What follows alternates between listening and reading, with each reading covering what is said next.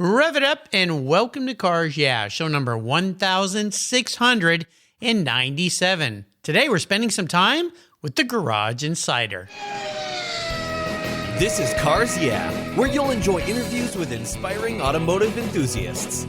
Mark Green is here to provide you with a fuel injection of automotive inspiration. So get in, sit down, buckle up, and get ready for a wild ride here on Cars Yeah.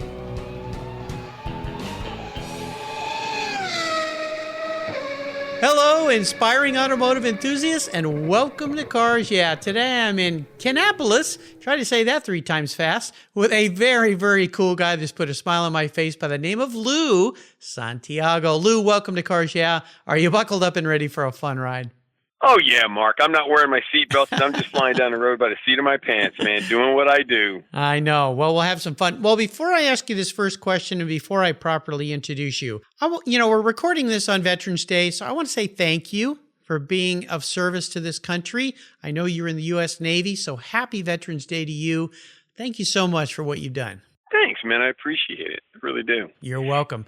Well, as we start here, I want to ask you to tell our listeners one little thing, kind of give up a little secret here that most people don't know about you, Lou.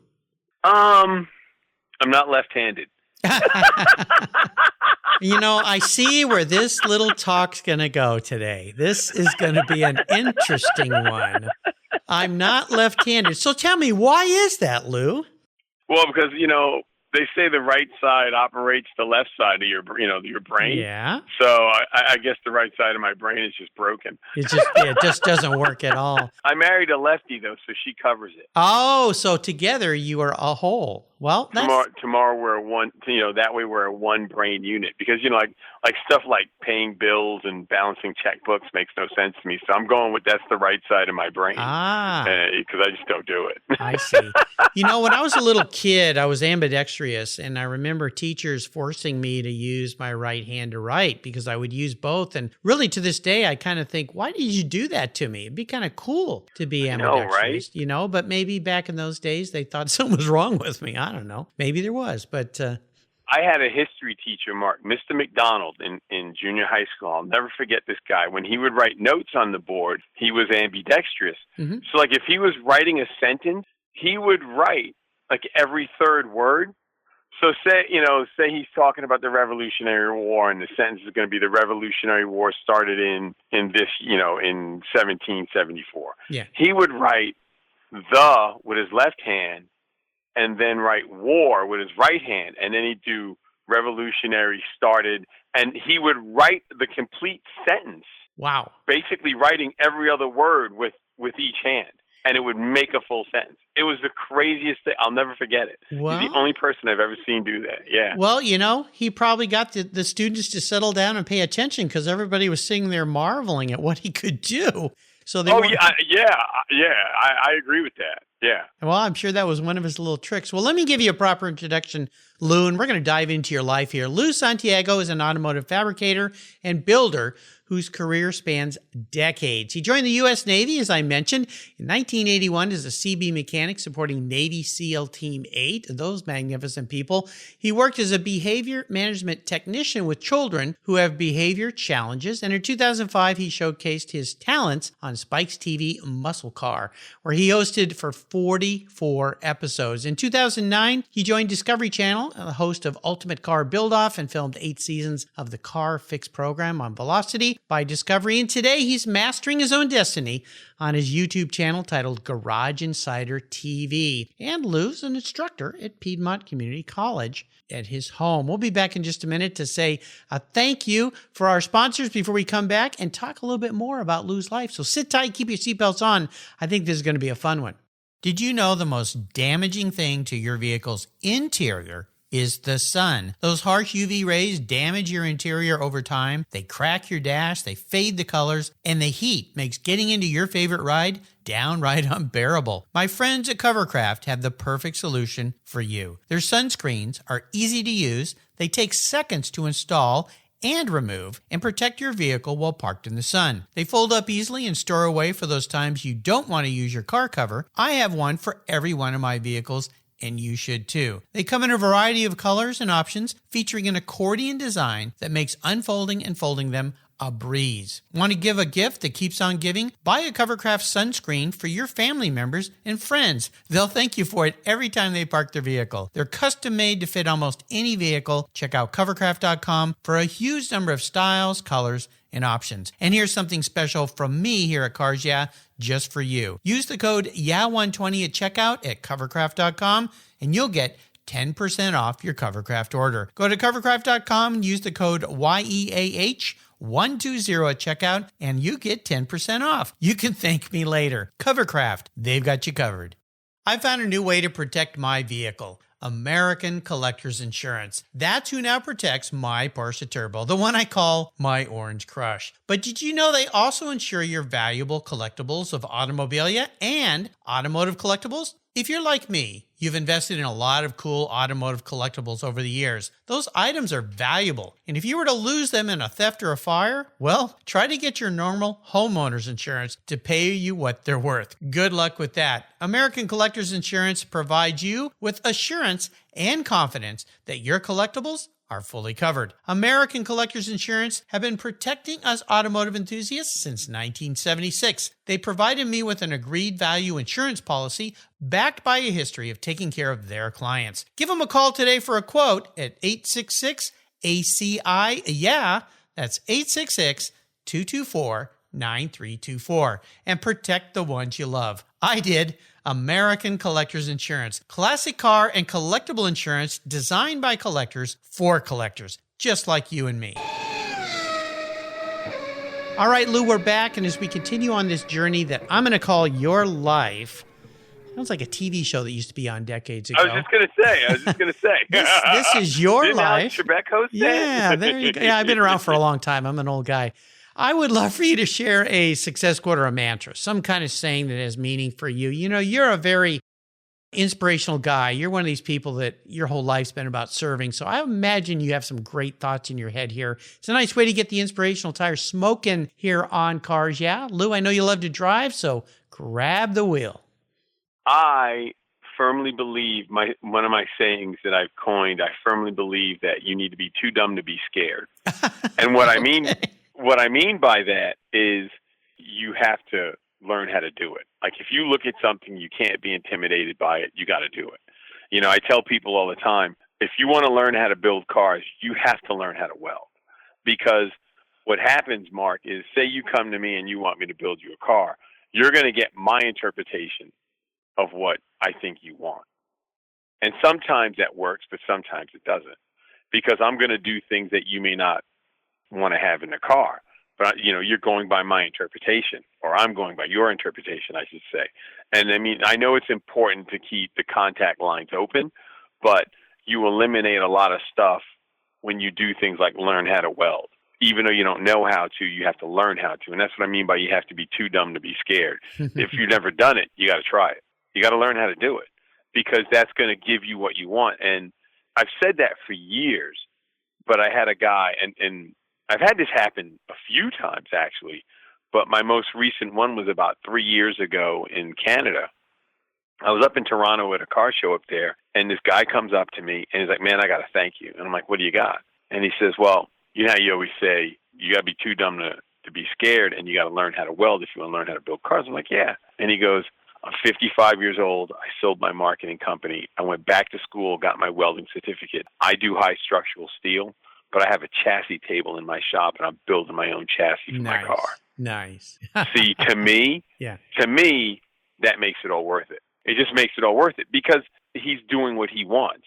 It's his interpretation on his car. And at the end of the day, you have such a huge feeling of accomplishment because you've done it. You know, it doesn't matter what other people say at that point. You did it. Because if they ask you a question about the car, you can answer it. You're not saying, "Oh, I didn't do that because, you know, I paid to have the car built." I mean, don't get me wrong. I know there's a place for guys that can afford to do that. But if you can't afford to do it, you need to learn how to do all you can, which means you have to be too dumb to be scared. I love it. It's a great saying. It's kind of like, be bold. Don't be afraid to fail. which means you're going to try Right. stuff you've never tried, which is very important in life. Yeah, you never know what you can do if you just give it a try. Well, as I mentioned before, your life is, when I look back at your life, it's really been about serving others. I see that as a trend in you, and you continue this on your YouTube show. I mean, you've had your other TV shows you've been on. So let's talk a little bit about this new venture of yours, somewhat new venture, Garage Insider, if I could say that right, Garage Insider TV. Tell us all about this, why you ventured down this path, what you're doing, what your goal is with it. There's a couple of reasons why I started doing it. I've tried doing it a couple other times and it fell apart.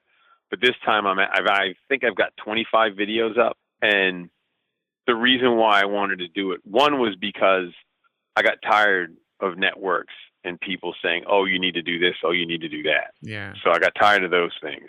But the other thing is I've built all this cool stuff for people, done all this cool work for people, and I have no cool car. Oh. I have a bunch. You're like of cool the cobbler stuff in my whose yard. kids are barefoot. Exactly. Yeah. I have all this cool stuff rusting away, and I've given cars away because I knew I wouldn't get to them, and I got to a point where I was like, you know what, I'm going to do what I want to do, and that's all there is to it. That's the big reason. And then the other half of that is I get to teach, and I can drive the cost of building the vehicles down because I can do advertising. So there's a couple of different ways that I'm skinning this cat, just because I want to have something cool.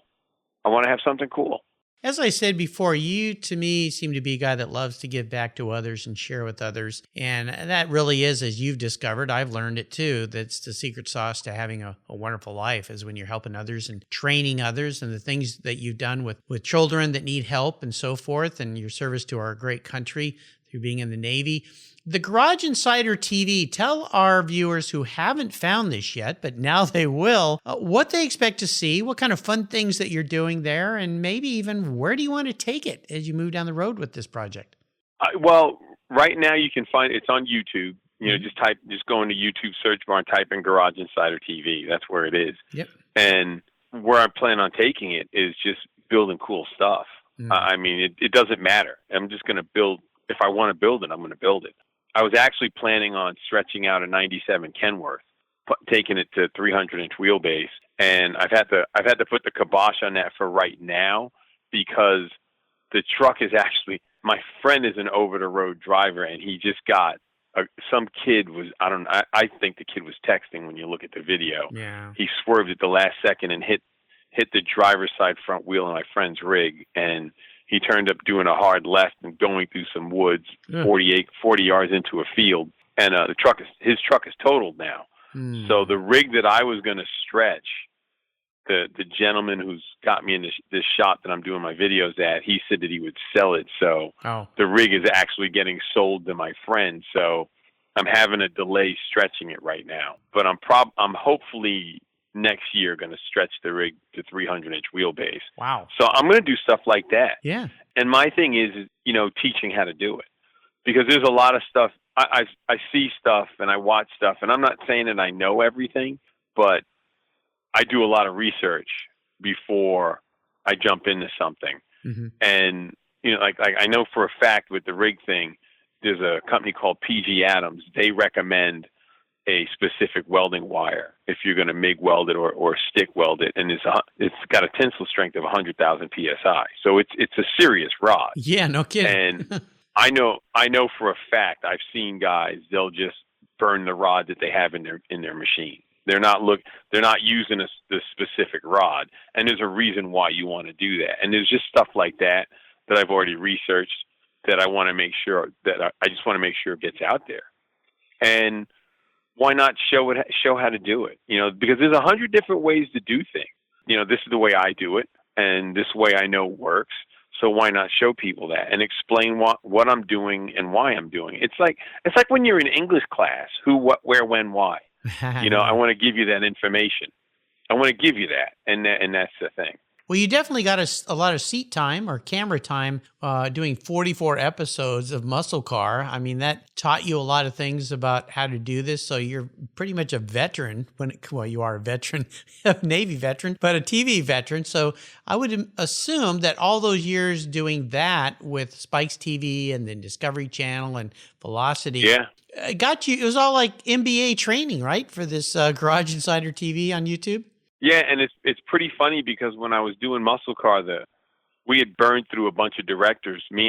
Jared and I actually did the first 15 episodes together, and then we were going to leave, but I couldn't leave at that time. So Jared left. He went back to Rad Rides, and then we got back together for Car Fix. But I stayed and did 2 seasons of Muscle Car, and the guy who finally became my director, Don Cataret, great guy. He's got some serious health issues right now. So, shout out to Don if he ever hears this. But definitely. He told me one night, because we used to work 7 days a week till 2, 3 in the morning. Wow. It was just ridiculous because we were behind the 8 ball all the time because we had such big projects. And Don told me, he said, I'm going to teach you a bunch of stuff because one day you're going to do this on your own. And that was long before I ever pondered doing this. And he would show me stuff. He taught me setting up shots and thinking about what I would never thought this, but he said, you have to think of the shot that you're doing, the shot that's going to come next, and the shot that you did before that shot. Right. Because, it's like, exit stage right. Well, I can't come in from the other side of the screen because it gives you a bad edit. Yeah. Something looks so you funny. have to come in from right. You just get all this stuff. And you don't think about it unless you do it. So he taught me a bunch of stuff, and I use it today. I mean, I'm by no stretch of the imagination an Emmy Award-winning director, but it definitely helped me out, and I appreciate Don for doing that. And like I said, I never planned on doing this up until I got out of Ultimate Car Build-Off, and then I was like, I need to try and do this. So here I am. Yeah, it worked out. It's worked out. See, Don saw a talent in you, and being the great guy that he is, and a shout out to him for, I hope things improve and get better for you, Don. I think it's great. And there you go. Like I said, it was a big, long MBA training program for you to get to where you are today. Yeah. It's very, very fun. Well, I always like to ask my guests to talk about a big challenge in their life or even a big failure. We all face these things. The most important part, though, is what was that lesson that it taught you so that you could go forward? And with that great quote, you need to be too dumb to be scared. I'm sure you tried a lot of things that you've never done before. So walk us through one of those times in your life and then tell us how that experience helped you gain even more momentum as you move forward in your career and your life and your business. It took me 6 years to get a 2-year associate degree. Oh, wow. Okay. Because school is so hard for me. I see. School is, and I mean, I went full time. I went full time for 6 years, and I finally got a 2-year degree after 6 years, but I didn't quit. When I went back after I retired, the VA paid for me to go to school, so I turned up using all my voc rehab time because I actually had to get an extension. Because my VA guy, Larry York, he was really good to me. He saw that I had so much trouble with school. He got me an extension, so I was able to get it. But I wouldn't quit. I wouldn't quit school. Yeah. It didn't matter to me. I was going to keep doing it because I had to do it. And the reason why I had to do it, it actually goes back further than the military. When I was in high school, I always had trouble with school. It was always just really hard. And I remember going to my guidance counselor's office. I hadn't enlisted in the Navy yet, and I went to him and I said, "Hey, what do I need to do to go to Nassau Community College?" Because I was out in Long Island at the time, and that was a community college there that we were close to. And I said, "What do I have to do?" And he said, "Just go be a mechanic. That's all you'll ever be. Don't even bother. Don't waste your time." Oh my gosh, what a terrible thing to say to a young person. Yeah, and then. Before I was always in trouble doing doing stuff I wasn't supposed to do. I turned up going in the Navy. It was the first office that I came to that took me, and I turned up staying in the Navy. I got out after 5 years. My dad was disabled, so I went back in, even though I didn't want to. I went back in to try and get him as my dependent. So I turned up staying in the Navy. And then when I got out, I was like, I told myself, the VA is going to pay for me to go to school. I'm going to school. And it took me 6 years to get that degree. So it's just one of those things. Just don't quit. Yeah. That's the biggest thing. Just don't quit. You got to stick with it because no one said it's easy. Right. You know, and people can say what they want, but if you don't quit, what can they say? Right. They can't, you know what I mean? Yeah. Right. Yeah, absolutely. What can they say? You know, and I've had people that just stop, don't do it. No, screw that. I got to finish this. Right. You know, it's just the way it is. And in a way it's a detriment because you know, I look at things and sometimes I go, yeah, I shouldn't do it, but I'm going to keep doing it. I'm going to keep trying to get this thing to work. And you could waste a lot of time, but when you make it work, it's not a waste of time. Well, exactly. That's how I look at it. So yeah, that's the biggest thing was 6 years to get a 2-year degree. And I think I've done pretty good because like my wife, I was telling her today, there's people I know that think I dropped out of high school. I've never dropped out of, you know, I didn't drop out of high school and I got a 2-year degree. Yeah. And it's just, people are just, I don't know. I don't, it's kind of weird. I don't know. Well, let me ask you this, Lou. Were there things that were creating challenges for you that made school hard for you? You said you maybe were doing some things, misbehaving perhaps, whatever, when you're young, but were there some things getting in your way that you finally found a way to work through those? Yeah. Actually, what happened was the VA guy, Larry, he actually would go to, he came down from Winston-Salem because that's where the VA office was. He would come down and he would talk to the instructors because and they all said flat out that there was something wrong. And then one day I had she was an English teacher. I can't remember her name. She was an English teacher and she had a background in special ed and we had to write a paper. And she gave everybody back their paper after she graded it, except for me. And when the bell rung and we were leaving, she said, "I need to talk to you." And she handed me my paper, and she said, "You have a learning disability."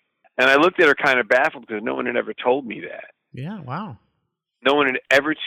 And she said, "It's severe." And then shortly after that, Larry called me, and I hadn't even had a chance to tell Larry yet. He called me and said, "I'm getting you tested." And they sent me to the VA hospital and I spent 2 days getting tested. And basically information goes in my head, but it just becomes a big scrambled mess and it doesn't make sense. Is it like a dyslexia thing or? It's partial dyslexia, and it basically I'm a cocktail of learning disability. Oh my gosh, that's an interesting way to put it. Yeah, because it was like 3 or 4 things. But Larry, because he saw what I was doing with cars, because at that time I was just starting to build. I wasn't just starting. I was building chassis and I was building front ends.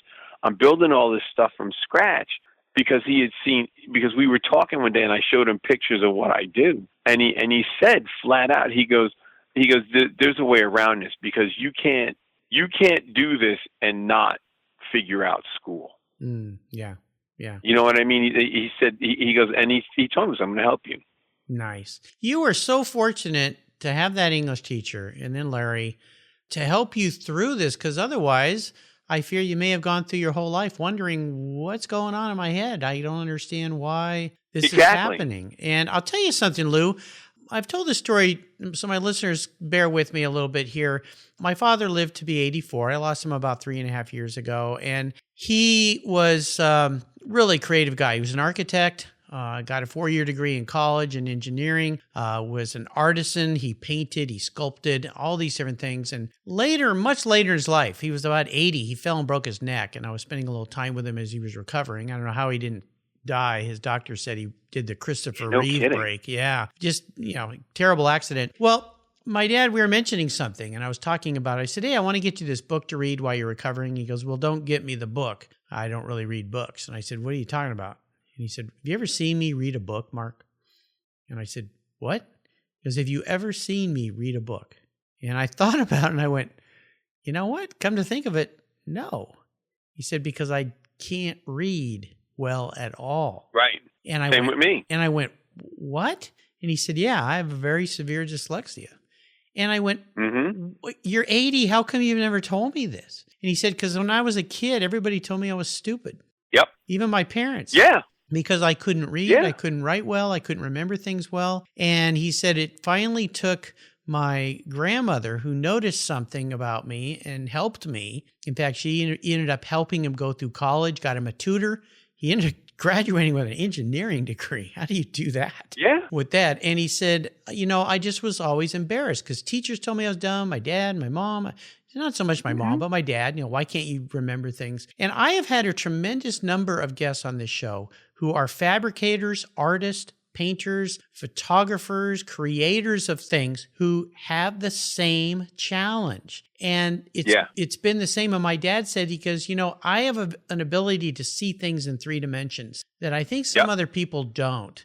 And I think that the Lord gave me this one challenge, but he helped me in another way with this other talent. Yeah.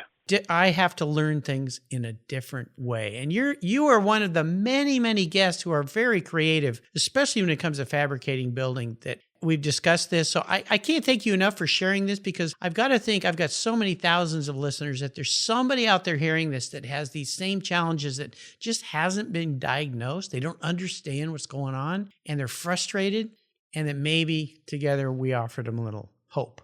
Oh, yeah. And I agree. I agree 100%, because I remember studying, and then you take the test, you get like a 20 on it. Mm-hmm.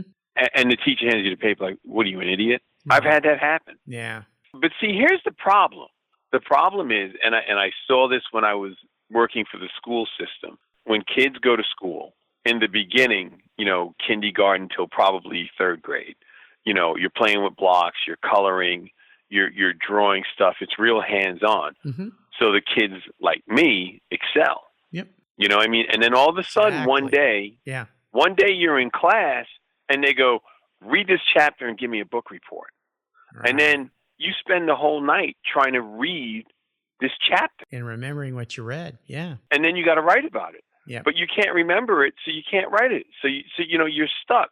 And then you get to a point, like at about 5th grade, you get to a point where you're tired of being called an idiot. Yeah. You're tired of people laughing at you. Mm-hmm. So you have a choice. And I've seen this, and I've lived through it. You have a choice. You can either continue being called an idiot and let the other kids laugh at you, or you can start beating their ass. Yeah. You're gonna laugh at me. You're gonna pay a price. Yeah. So because what you realize, because what happens, Mark, the moment the first couple of times you get kicked out of class, you go to the principal's office. And what's the principal do? The worst they do is give you detention. They suspend you. Okay, well, think about it. I don't have to go back to class. Reward. Yeah. Exactly. Yeah. If you suspend me, I don't have to go to school. Yeah. So it's just, but the thing is you listen to the teachers, especially in college. When I went back to school, people learn different ways. You have people that learn by this, and this. But still, read these 3 chapters and give us a book report. Wait a minute. Yeah. You just said you're going to help me. Yeah, and but don't. That's not it. But they don't. Oh, yeah. Wow. Well, you know what, Lou? Thank you for sharing this with me. It's so important for people that might be faced with this or have a child or someone in their life, a friend. Seek out some help. My sister's been a special ed teacher for 35 years. She knows how to deal with this. There's lots of people out there that can help you. So if you're struggling with something like this, seek help. It's out there. You just need to find the right person like Lou did. Right. Yeah, and my father, I think it's great. Well, listen, let's take a breath. We'll take a pause here. We come back. I want to learn more about your personal passion for automobiles. So sit tight. Let's say thanks to our sponsors, and we'll be right back. Let's step away from the conversation and talk about our charity of choice here at Cars Yeah, America's Automotive Trust. America's Automotive Trust is a group of like-minded nonprofits that are working together to preserve and promote car culture across the country. Together, they provide scholarships and grants to aspiring technicians and restoration artists. They provide youth education programs and bring communities together through auto-related events, car shows, and drives. Among these nonprofits is TechForce Foundation, a great organization dedicated to solving the technician shortage that threatens the transportation industry today. By providing career development resources and increasing awareness and enthusiasm for the tech profession, TechForce is bringing bright young students into the auto, diesel, aviation, marine, motorcycle, motorsports, and restoration worlds. To date, they've awarded more than $10 million in scholarships and grants to tech students. And in times like these, I don't have to tell you how essential those techs are, keeping our delivery and emergency vehicles running and keeping America rolling. To learn more about TechForce or to make a donation to this cause, visit www.techforce.org. You'll be glad you did. Kevin Buckler is a winning racer and team owner of the Racers Group.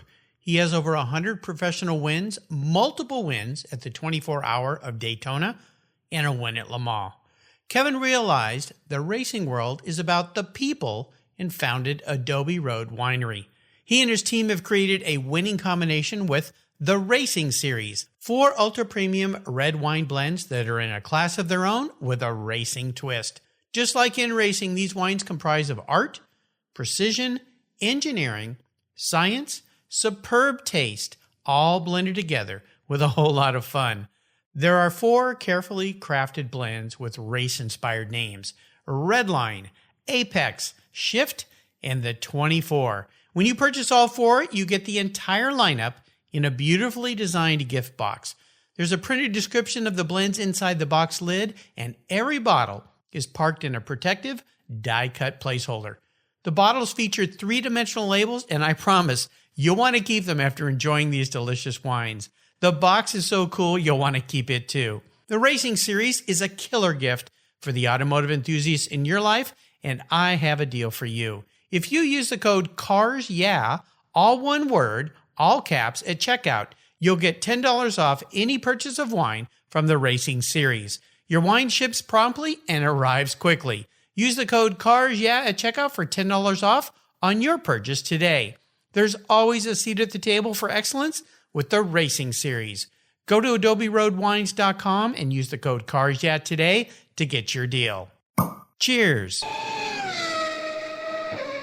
All right, we're back, Lou, and I'd love for you to share a story that instigated this passion that you have for cars. Is there a pivotal moment in your life when you knew that you were going to be a car guy? No, I think I was born with it because I've always loved cars. You know what I mean? The Hot Wheels and you know, all that. I never did model building, but I've always loved cars. Always loved cars. So I think I just have it. Yeah. You know what I mean? It's in the blood. Yeah, but I can tell you what drove it home was I had this uncle. He's gone now, but I had this uncle I think I saw 3 times in my entire life. He came over to the house one time, and his girlfriend at the time was named Judy. And Judy had a 69 442, and it was a 4-speed convertible car. Nice. And Judy took me for a ride. Yeah. And Judy could power shift that thing like it was nobody's business. Wow. Yeah. That's when I knew I had to build cars, because I found that speed. I think that's what solidified it, because I always liked cars, but you know, and I'm the only car guy in my family. Oh, okay. Yeah. No one else does cars in my family but me. So that's what drove it home for me. That was the moment that made me realize, yeah, I need to play with cars. I need to learn how to build cars and work on them and all that. Yeah. Lou got bit by Judy. There you go. Oh yeah. That's all it took. Power shift. Yeah. She could drive the wheels off that thing, man. Well, yeah. What was your first really special car in your life, Lou? That first car you got that you were really, really proud of, really happy to get? 67 Impala. Okay. 67 Impala was an SS, and the car's long gone, but I keep trying to get one, and I just can't keep one long enough to do anything with it. Well, one of these days, one of them will stick, right? Yeah, exactly. Yeah. Exactly. Ah, cool. It's an awesome car. Yeah. Well, I'm going to crawl into your head here, Luke. If you were manifest as a vehicle, you actually came back as a vehicle. This isn't what you want to be. This is all about your characteristics as a human in a vehicle. What would Lou Santiago be? And more importantly, Why? Well, it would be the car I want to build. Ah, okay. It would be the '67 Impala. Yeah. And I've always wanted to do turbos before turbos were cool. So it would be a '67 Impala twin turbo with with a 5-speed or a 6-speed, and just a driver. So with lots of power that you can just go out and get in trouble in. Because big cars. I'm a big car guy. Yeah. I love big cars. I love all the old Buicks, the old Chevrolets, I'm not a Camaro guy. Mm-hmm. I'm not a Nova guy. I'm just, like a Ford, like a '67 Fairlane. It's not a big car. It's a mid-sized car. Yeah. I'm a big car guy because big cars, I love the way they drive. I love the way they roll down the road. Mm-hmm. They're comfortable to be in. And that's what comfort, man. Yeah. Comfort. It's all about comfort. Lou's all about comfort. Yeah, with a big smile and that contagious laugh of yours, for sure. Very cool. Yeah. All right, we are coming up to the last lap. I'm going to fire off some quick questions, get some quick answers from you. Blips of that '67 twin turbo Impala. So here we go. Would you share one of your personal habits with me that you believe has contributed to your successes in life? Well, the whole thing about just being too dumb to quit. Yeah. That's the whole thing. That's the biggest. Yep. Never give up. Yeah. Too dumb to be scared, I should say. Yeah, well, not be scared. Yeah, exactly. Well, if I could wave a magic wand and arrange for you to have a drink or a meal with anyone in the automotive industry, living or deceased, who would it be? I would really like to meet some of those older guys, like the Chrysler brothers or, Henry Ford. The way I see it is this way. Those are the guys that were really, really too dumb to be scared. You know what I mean? Yeah. Because if it wasn't for them, we wouldn't be having this conversation. Exactly. So someone like that, you know what I mean? Yeah. Someone like that would be, because you got to stop and think. That whole thought process, like Chevrolet or Ford or, I know the Dodge brothers worked for Ford for a little while, but even them, those guys, or even someone like Elon Musk or the guys who invented the first electric cars in the early 1900s, those guys, they're sitting there in the very beginning. It's like, okay, there's got to be a better way than a horse and a carriage. Yeah. You think about it. You know what I mean? There's got to be something. And then all of a sudden they're like, hey, let's do this. That, to me, those are the guys I would love to hang out with for a little while, just to follow the thought process, be a fly on the wall, as it were. I think that would be cool. I would agree with you. Who comes to mind is the first person to take a car on a road trip was a woman. Right. Bertha Benz. She was too too dumb to be scared to take her two boys right. on her drive. She went 111, 120 miles, it depends on who you talk to, and broke down a bunch of times. She fixed her own car. She made it back. She started it. I think it's pretty cool too that it was a woman, especially that day and age, because women weren't allowed to do a lot of things, but she was again, I won't call her dumb because I don't know her, but you know what I mean. Too dumb to be scared. I'm going to do this. I'm going to sneak the car out. My husband won't know what we're up to. Exactly. Yeah. Exactly. Yeah, great so people. You stop and think about it. What made her go, let's get in the car, we're going to go drive. To be so bold. Hey, boys. You know what I mean? Drive. It's amazing. Exactly. That to me, that's the person I want to meet. I know she's long gone. Those are the people you want to meet. Well, what made her come up with that thought? And it's not like she just drove that 120 miles in a day. Oh yeah, it took her a little while. You know what I mean? Yeah. It was probably a 2-day trip back then. It might have been a whole week. You never know. Right. And it's not like she was just going to pick up the phone and call her husband and go, oh, yeah, we're on the road. Yeah, no, I know. That great video that they shot of her going into town and people thought she was a witch. It's like, wait a minute, what's going on? So, be the bold, the daring. There was a great Apple commercial that was all about that. Dare to be different, dare to be bold. Well, when it comes to building cars and automotive advice, what's the best advice someone else ever gave you, Lou? The best advice that someone ever gave me is even a bad mechanic can teach you something. I love that. Yeah. Seriously. Yeah, because he's done it. Well, if he's bad, you'll learn not to do it. Well, there's another way to put it. Yeah. And you know what I mean? It's the bottom line, Even a bad mechanic can teach you something. Yeah. It's cool. It's cool. Well, when it comes to resources, there's so many great resources these days. Is there a go-to for you? Oh, yeah. You know what? It's funny because I still do books. Even though I'm a horrible reader, I find old motor manuals and stuff like that because of the pictures. Ah, there you go. Yeah.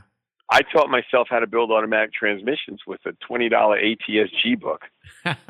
There you go. And that's how I taught myself how to build automatic transmissions. Nice. Yeah, so I have a pretty good library of books because of the pictures. Yeah. Yeah.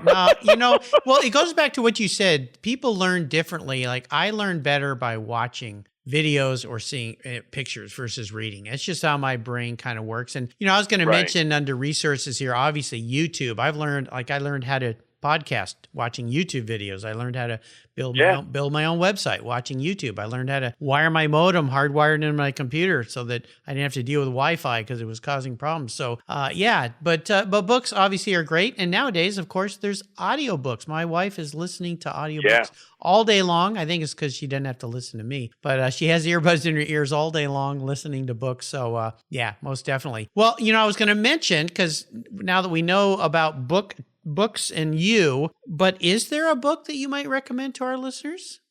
I actually listened to The Art of War. I did that, and I thought that was pretty neat. And but I mean, as far as books go, I've only read 2 my entire life.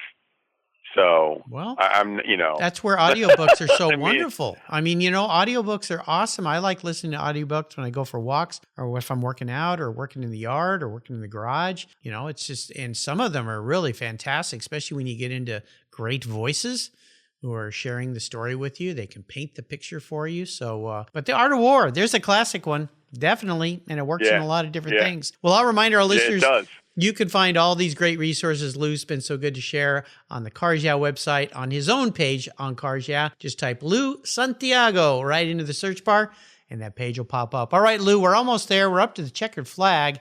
This last question, though, can be a bit of a doozy. You maybe have already answered this, but we'll see where we go. I'm going to buy you a very cool collector car today.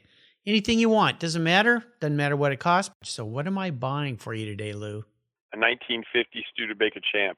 Okay, we went somewhere else. You tricked me. So what is it about the 50 Studebaker Champ? I don't think anyone else on this show out of 1,697 people have said that vehicle. What is it about that car? It's just a cool car. Well, of course. I mean, it looks like a spaceship with, gun sight in the middle of the nose. And it's just Art Deco-ish, kind of into that Art Deco period. Yeah. Now, would you have it, why am I even asking it this way? I was going to say, would you have it stock or would it be a little bit customized? I think I know the answer. I'd do a tube chassis, 18s and 20s all the way around, slammed like 4 inches off the ground. Yeah, I'd do it, Yeah, well, my good friend Art Morrison here in the Pacific Northwest, he's been a guest on the show. He could help with a chassis, but I have a feeling you might even build your own, right? Yeah, I'd build my own. Yeah. Because I that's what I do. Yeah. Oh, and before I forget, I learned something when I was with the school system, Mark, and it works for me, and it actually helped me. Uh-huh. I had this teacher I used to work with, Mr. Hand. Alan Hand was his name. And he had read somewhere that some people that are dyslexic, they respond to either yellow lenses, red, or green. Really? Yes. If I wear yellow glasses when I read, the yellow lenses turn probably half of the letters back right side. No way. I've never heard that. Yes. Seriously? Yes. I don't know where he learned it at, but I tried red and green and it didn't work. And like if I had to do VOs, I would wear yellow glasses. Wow. And it made a huge I've never heard that. I don't have that challenge, but I've never heard that. I'll have to ask my sister about that because she's done a lot of studying on dyslexia and helping kids with dyslexia, even adults and so forth. So very interesting. I'm glad you added that. That's a very, very interesting thing. Well, Lou, you have taken me on a great ride today. I want to thank you for making this so much fun. You definitely have a contagious laugh. You're such an awesome guy. I want to thank you for sharing your journey. Now, before I let you go, though, would you offer our audience one little parting piece of wisdom or guidance before you rip off down the sunset into the sunset in that 1950 Studebaker Champ? The best advice that I can give is just don't quit. Yeah. Don't quit. That's the best advice I can give you. Yep, that's a sure way to fail is by quitting. Otherwise, just don't quit. Exactly. Now, how can people follow along with you in your life? I know you got your YouTube page, Garage Insider on YouTube. That's one way, right? Yeah, and then I have an Instagram page, it's Garage Insider. Okay. And really, I mean, that's I'm not that big on the internet because I know it's important if, because you have to do the advertising thing. Yeah. I know that and understand that. But if I'm not making sparks, I'm not doing what I want to do. So I prefer to make more sparks than do the social thing. Well, you're a smart guy. Not, Yeah, you're better off for it, I'll tell you. Especially this day and age, it's gotten kind of wild and crazy out there. Oh, I know. It's just ridiculous. I'll make sure I put links to everything, every way you can find this marvelous guy named Lou Santiago on his Cars Yeah show notes page. Check him out on YouTube. Join him on Instagram. Have some fun there. I want to do a shout out to Tori DeBlasi for introducing me, kind of bringing us together. Tori's a great guy. Yeah. Yeah, it's really kind, guy. Really kind of him to do that. Listeners, again, you can find everything on Lou's show notes page. Lou, thanks for being so generous today with your time and expertise and for sharing your amazing life with the Cars Yeah listeners. Until you and I talk again, my friend, I'll see you down the road. Later, Mark. Been really fun.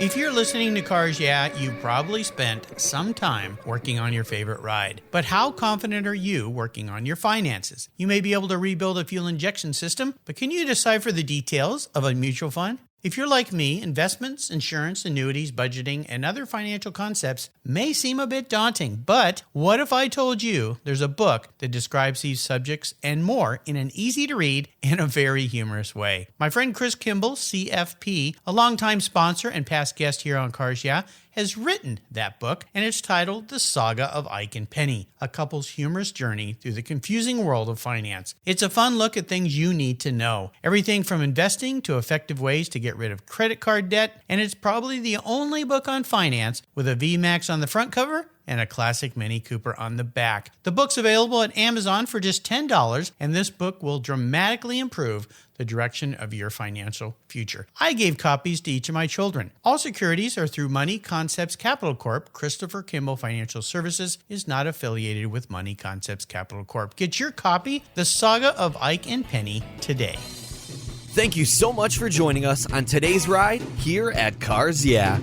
Drive on over to carsyeah.com to find show notes and inspiring automotive fun. Download your free copy of Filler Up, a fun book filled with gorgeous photographs of fuel filler fun, including quotes from more inspiring automotive enthusiasts. Download your copy today, and we'll see you next time on Cars Yeah.